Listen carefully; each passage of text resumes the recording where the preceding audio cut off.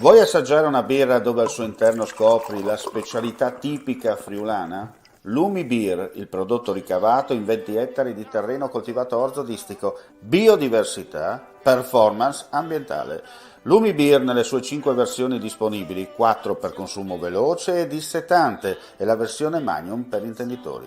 Lumi Beer si abbina a qualsiasi palato. Lumi Beer è un prodotto esclusivo Azienda Agricola Pancera, il buon seme, i buoni frutti. Un cordiale saluto gentili amici e amiche alla Visione all'Ascolto, ben ritrovati per quanto riguarda l'informazione live su friulitv.net.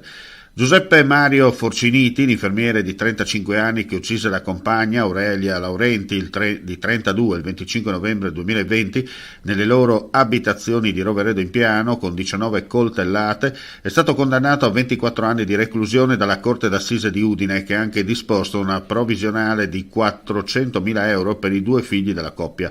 La sentenza è stata pronunciata ieri sera poco dopo le 22. L'Università di Udine, con il progetto Pulcara, sarà presente a Palazzolo dello Stella domani dalle 9 in occasione dell'evento organizzato per la Giornata Mondiale della Terra 2022.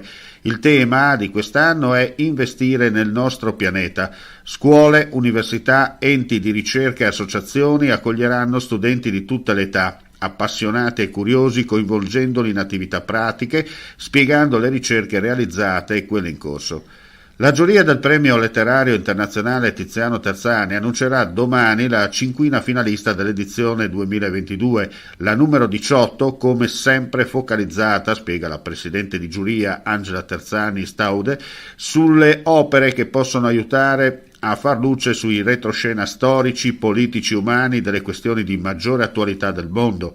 Per restare fedeli allo spirito di Tiziano, alla cui memoria il premio è dedicato, e che ha sempre approfondito e cercato di spiegare quanto avveniva al di là dei nostri limitati orizzonti. La comunicazione del vincitore del premio Terzani sarà online dalle ore 11 di domani, venerdì 22 aprile.